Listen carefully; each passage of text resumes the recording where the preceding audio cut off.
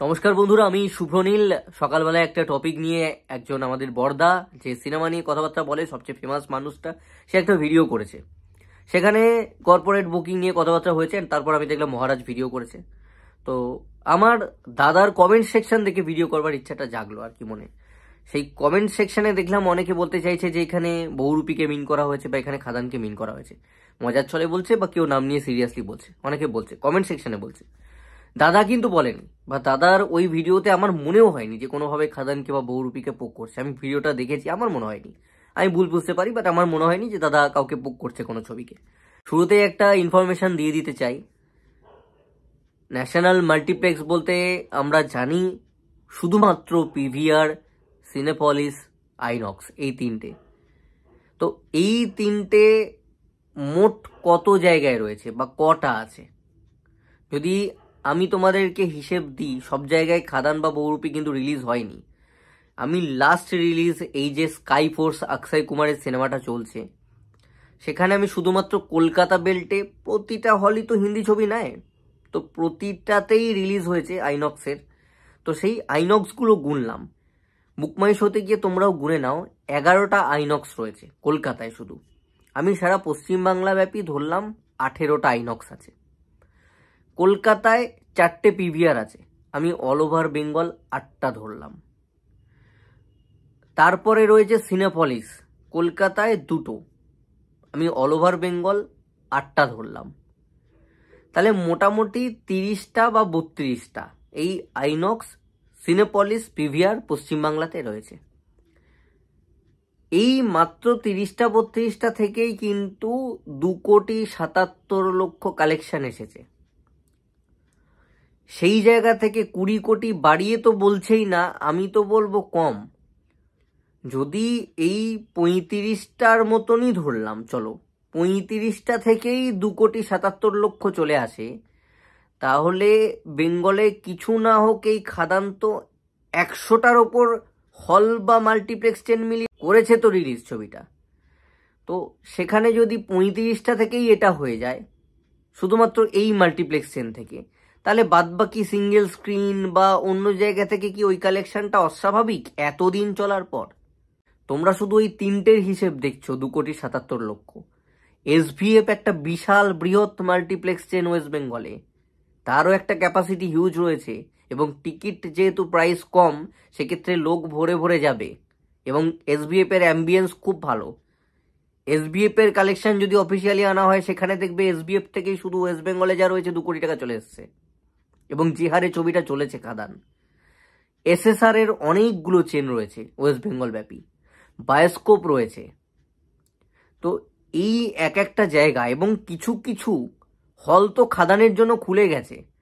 আমি 100টা তো অনেক কম বললাম, মিনিমাম 120-30টা হলে তো এসেইছে, মানে মাল্টিপ্লেক্স আর হল মিলিয়ে এই খাদান ছবিটা অল ওভার ওয়েস্ট বেঙ্গল। তো সেখান থেকে 20 কোটি টাকাটা কি এত জায়গায় চলার পর এই লেভেলের রেসপন্স পাওয়ার পর খুব অস্বাভাবিক, খুব অস্বাভাবিক মনে হচ্ছে। শুধু 35টা থেকেই চলে আসে যদি 2,77,00,000, তাহলে এত জায়গা থেকে তো ওই কালেকশনটা 20 কোটির কাছাকাছি বলেছে, 20 কোটি বলেনি, সেটা 17 বা 18ও হতে পারে। তো সেই কালেকশনটা যদি এসে থাকে, সেটা অস্বাভাবিক কোথায়? অ্যান্ড আমি তোমাদেরকে বলছি, পিভিআর, সিনেপলিস এবং আইনক্স মিলিয়ে 35টা বাড়িয়ে আমি ধরলাম। কিন্তু মজার ব্যাপার হচ্ছে, এই 35টাই কিন্তু বাংলা ছবি নেয় না, হার্ডলি 12টা-15টা নেয়। এটা হচ্ছে সবচেয়ে মজার জায়গা। সুতরাং এই 12টা-15টা চেন পিভিআর, সিনেপলিস এবং আইনক্সের থেকেই কিন্তু 2,77,00,000 এসেছে। তাহলে বুঝতে পারছো ম্যাজিক ফিগারটা?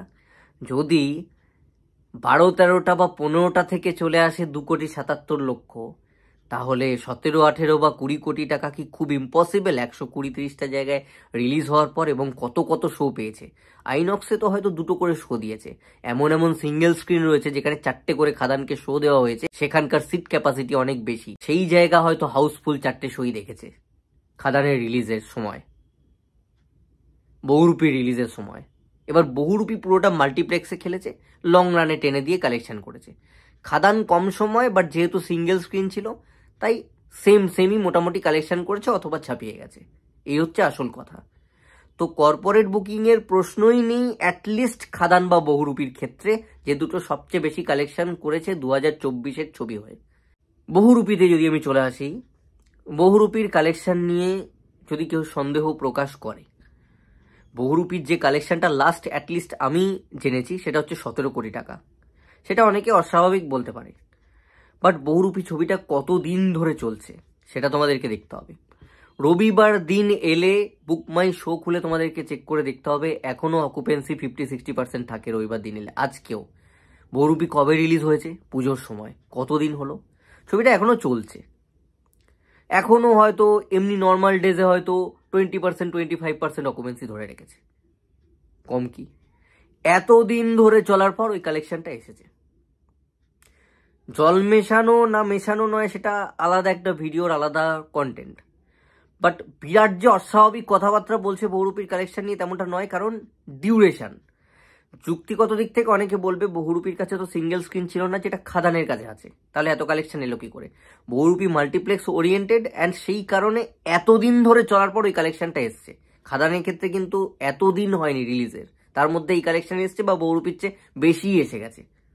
খাদানে যদি আমি চলে আসি, খাদানের ক্ষেত্রে কম সময় এসেছে, মাল্টিপ্লেক্সেও চলেছে, সিঙ্গেল স্ক্রিন হিউজ রয়েছে খাদানের কাছে, তাহলে সন্দেহের জায়গা কি করে থাকছে? এবার কথা হচ্ছে যে এই 25% বা এই যে এত হল ভর্তি লোক বা যা দেখা যাচ্ছে, সেগুলো কর্পোরেট বুকিং, মানে কোথাও না কোথাও টিকিট নিজেরা কেটে হয়তো বুকমাই শোতে লোককে দেখিয়ে দিচ্ছে এত টিকিট বিক্রি হয়ে গেছে, প্রডিউসার্সরা ফিগার দেখাবে বলে টিকিট কেটে অনেককে ফ্রিতে হয়তো নিজেরা দিয়ে দিচ্ছে। এই তো, কতজনকে দেবে? এখানে আমাদের দুর্গাপুরে, আমি এত দূরে রয়েছি, আমার কথা শোনো, কলকাতা থেকে বিচার করো না, আমাদের এখানকার মানুষকে এই বহুরূপীর উইন্ডোজ প্রোডাকশন হাউস না দেব এন্টারটেইনমেন্ট ভেঞ্চার্স কারা টিকিট কেটে কেটে দেবে?